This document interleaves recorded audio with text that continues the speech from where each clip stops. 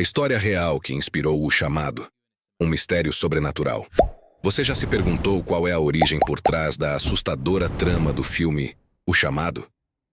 Muito antes de surgir a perturbadora fita amaldiçoada, as ligações que prenunciam a morte e a figura inesquecível de Samara, existia uma história verdadeira que intrigava e aterrorizava aqueles que ousavam conhecê-la.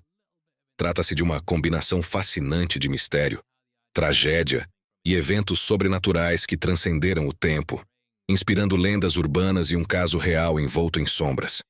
Prepare-se para desvendar uma narrativa repleta de segredos sombrios, marcada por acontecimentos inexplicáveis e personagens enigmáticos, que deixou cicatrizes profundas e se transformou em um dos maiores fenômenos de horror da cultura moderna.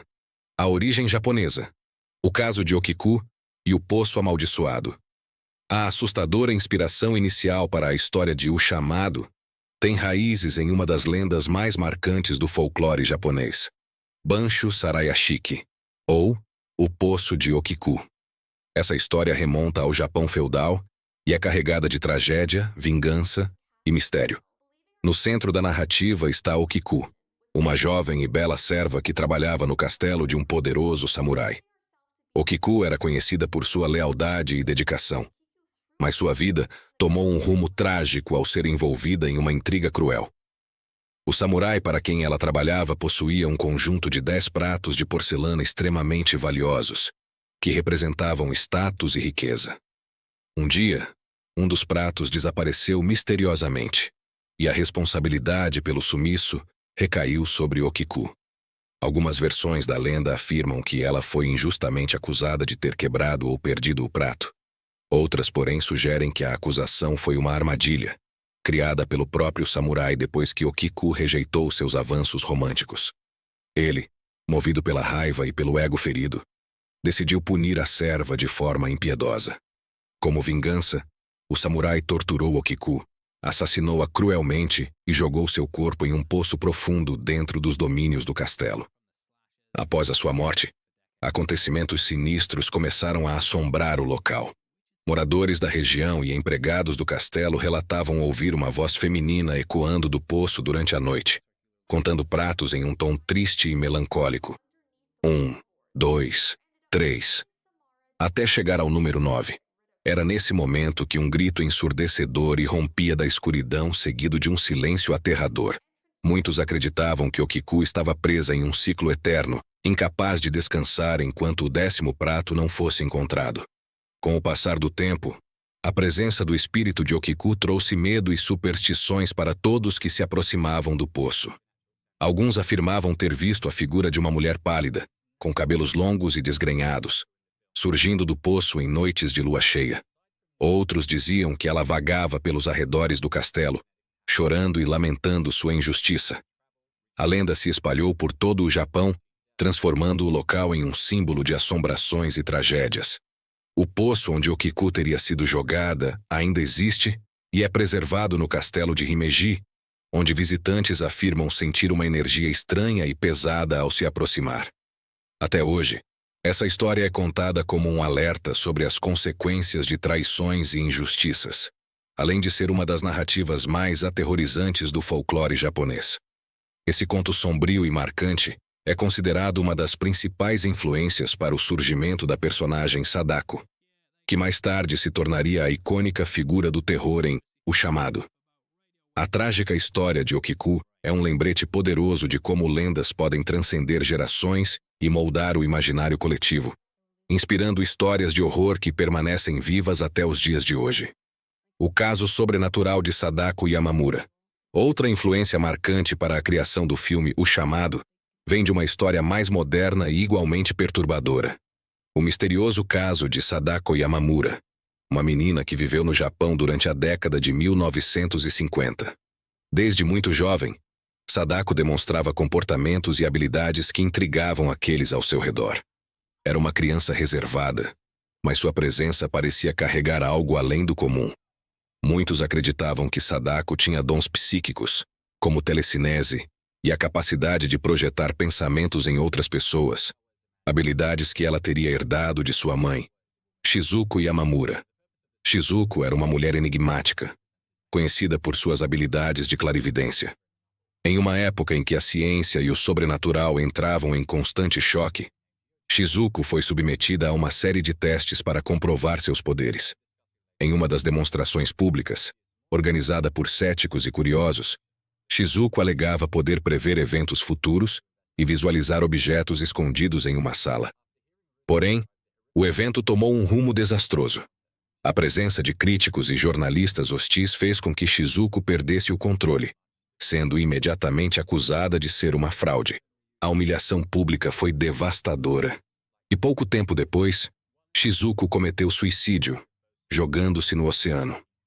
A tragédia da mãe afetou profundamente Sadako, que, segundo relatos, passou a demonstrar sinais ainda mais intensos de suas habilidades psíquicas após o incidente. Conforme crescia, sua presença tornava-se cada vez mais inquietante para aqueles ao seu redor. Eventos inexplicáveis começaram a ocorrer, como objetos que se moviam sozinhos, sombras que apareciam sem explicação, e pessoas que sofriam acidentes logo após interagir com Sadako. Havia relatos de que Sadako não precisava tocar em ninguém para causar danos. Um simples olhar poderia desencadear visões aterrorizantes, ou até mesmo sintomas físicos inexplicáveis, como dores de cabeça e sangramentos. As pessoas que confrontavam ou duvidavam de seus poderes frequentemente acabavam em situações de infortúnio. Algumas desapareciam sem deixar rastros. Outras morriam em circunstâncias misteriosas. Esses acontecimentos deram origem a rumores de que Sadako era portadora de uma energia maligna, ou que tinha conexão com forças sobrenaturais. A situação chegou ao ápice quando Sadako, com 19 anos, se envolveu em um evento que culminou em sua morte. Segundo a versão mais aceita da história, ela foi brutalmente atacada por um grupo de pessoas que acreditavam que seus poderes representavam uma ameaça. Eles a agrediram, amarraram-na e jogaram seu corpo ainda vivo em um poço profundo e isolado, localizado nos arredores de uma pequena vila. Acredita-se que Sadako ficou presa no fundo do poço, lutando desesperadamente para sair, até finalmente sucumbir à fome e ao desespero. Após sua morte, eventos ainda mais perturbadores começaram a acontecer. Testemunhas afirmavam ouvir gritos abafados e sons de arranhões vindos do poço, mesmo décadas depois do incidente. Havia relatos de aparições de uma mulher de cabelos longos e desgrenhados, vestindo roupas brancas, que observava silenciosamente aqueles que se aproximavam do local. Sua presença era acompanhada por um sentimento opressor, como se o próprio ar ao redor se tornasse mais pesado. Com o passar dos anos, a história de Sadako foi envolvida por mitos e especulações, mas o medo em torno de seu espírito vingativo permaneceu. Disse que quem entra em contato com sua história ou visita o local onde seu corpo foi encontrado está sujeito à sua maldição, especialmente se não mostrar respeito ou zombar de sua tragédia. A lenda de Sadako e os mistérios envolvendo sua morte formaram a base para a criação de uma das figuras mais aterrorizantes do cinema moderno. No filme O Chamado, sua história foi reimaginada, transformando Sadako na personagem Samara.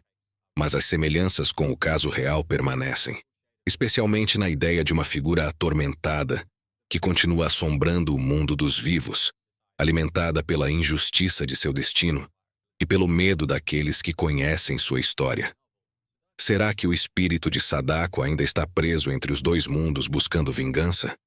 Ou sua lenda é apenas um reflexo do medo humano do desconhecido? Fato ou ficção? O caso de Sadako Yamamura permanece como um dos relatos mais aterrorizantes já registrados.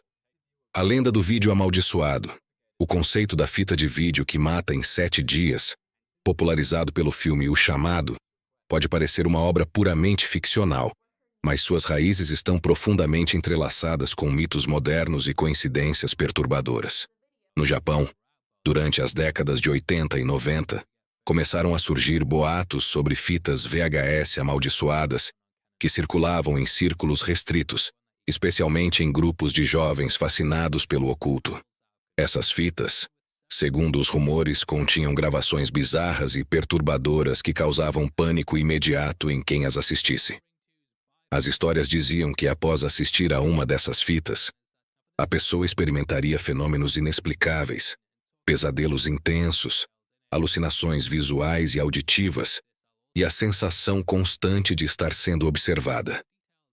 O clímax da maldição vinha poucos dias depois, quando a vítima enfrentava uma morte misteriosa e muitas vezes violenta, sem qualquer explicação lógica ou científica. O padrão repetitivo e a aparente lógica dessas mortes ajudaram a alimentar o medo em torno dessas histórias, transformando o simples ato de assistir a uma fita em algo aterrorizante. A popularização dessas lendas aconteceu em uma época específica, os anos em que o VHS dominava o mercado de entretenimento doméstico. O surgimento de fitas piratas ou de procedência incerta, muitas vezes vendidas ou trocadas de forma clandestina, era comum.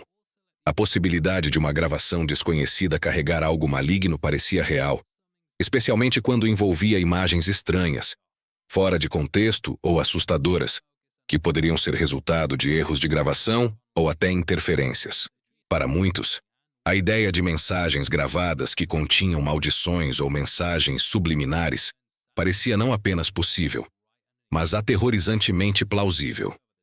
Na cultura japonesa, que já tinha um histórico rico de histórias de fantasmas e maldições tecnológicas, essas lendas encontraram um solo fértil para crescer. O medo do desconhecido e o fascínio por histórias sobrenaturais alimentaram a imaginação coletiva, dando origem a relatos que, mesmo sem comprovação, se tornavam cada vez mais populares.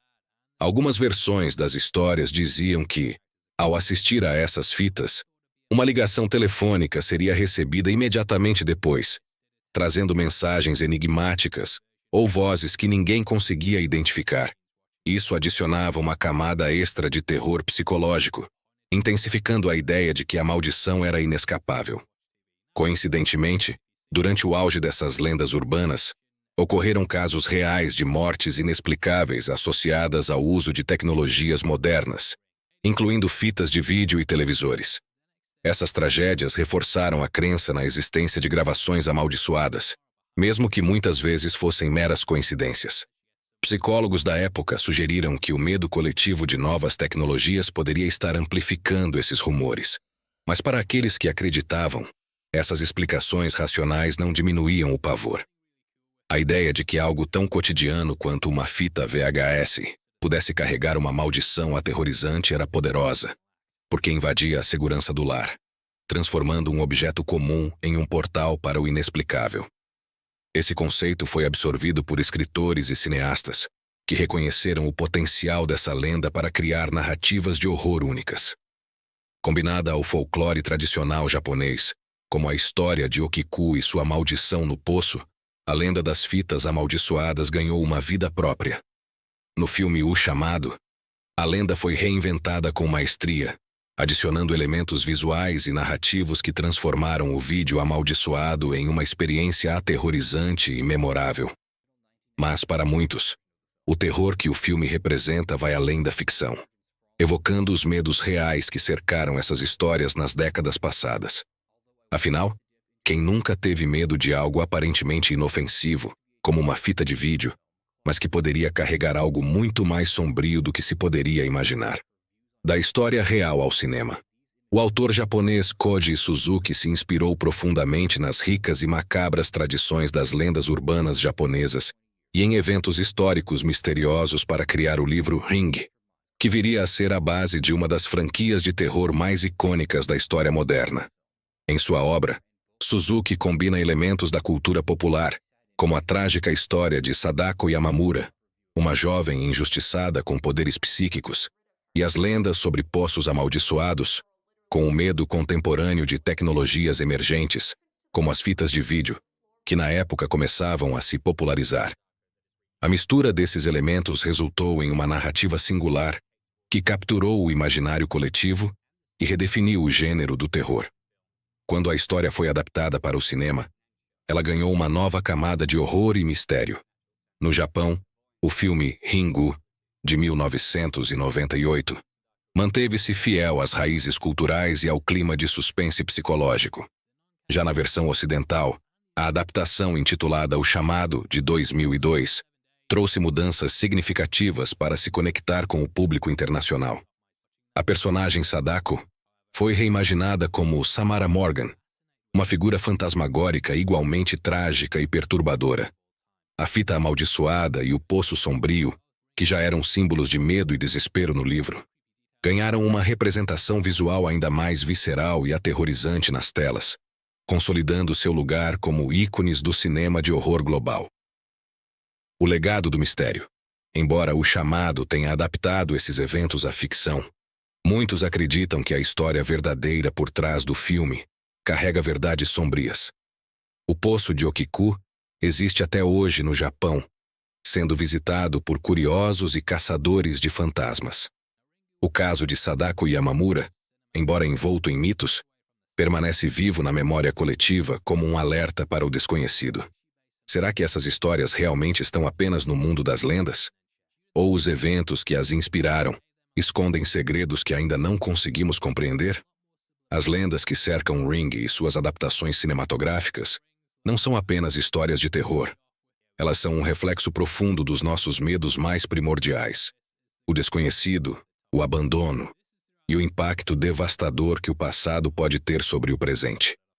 A figura de Sadako, ou Samara, continua a nos assombrar não apenas por sua presença sombria, mas pelo que ela representa: a inevitabilidade do terror que reside dentro de nós mesmos. Seja por meio de fitas amaldiçoadas, poços sombrios ou mistérios inexplicáveis, Ring é um lembrete de que o verdadeiro horror nunca é esquecido. Ele apenas espera, silenciosamente, para ser redescoberto. Se você também é fascinado por histórias como esta e deseja continuar explorando os mistérios do cinema e da cultura, não deixe de se inscrever no NewsWeb Doc.